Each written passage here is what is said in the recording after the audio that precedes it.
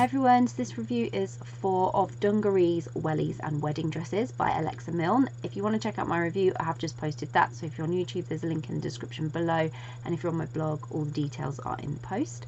And this is the video review of Dungarees, Wellies and Wedding Dresses by Milne. This was so sweet, it really was.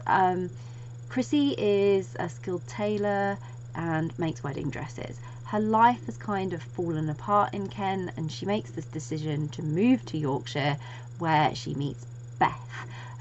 Beth is a single mother. She owns the farm that Chrissy's renting a property on for her new business, and she kind of gets a bit taken with Beth. And so Chrissy's flirting has Beth questioning if this is just a bit of fun or if it could be something more.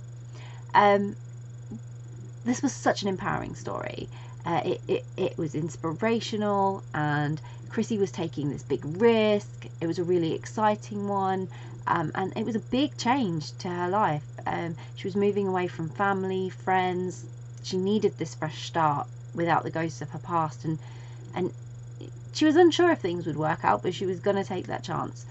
So I admired her openness to change and her spirit and the determination to succeed. But she really went for what she wanted, and she didn't hold back. And then the same sort of when it came to Beth, she was respectful, but she had reached that point in her life where she was just like, I'm going to take as many chances as I can, and if you don't want to, fine, I'll get on with it. And she just put all her trust in fate.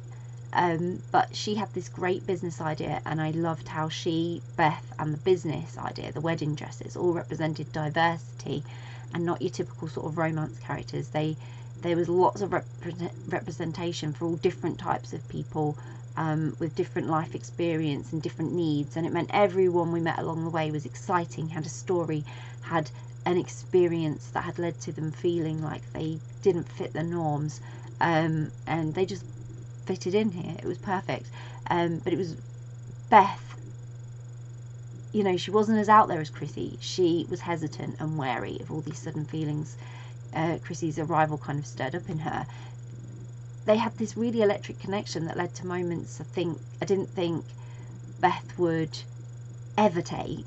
And then she had her own life, you know, away from Yorkshire, and she'd returned to the family farm that needed her, and it seemed sort of to ground a spirit inside of her, which Chrissy then sort of awoke again.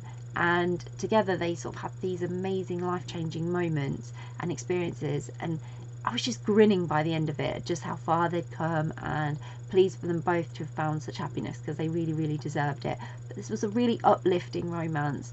It had drama, it had cute moments, and it just had life. It just had life, and that had me falling in love with like the simplicity of everything, between sort of the farm and the wedding dresses that the two of them found. Just this way of being. It was so lovely, and it was so sweet.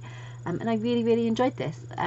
So I hope you will too. It ticks all the boxes for just a lovely, sweet romance. So I'll pop a link in the description so you can grab a copy of Dungarees, Wellies and Wedding Dresses by Milne, which I really, really hope you will. If you've read of Dungarees, Wellies and Wedding Dresses, would love to know what you thought of it, so please do share and let us know. And if you haven't read it yet, but you're planning to read it, it's on YouTube read list, or you're now super intrigued and thinking, yes, I really, really want to read that, then please do let us know, because it's always great to find out what you're interested in reading. And if you do read it, I really hope you enjoy it and fall in love with it as much as I did. Bye!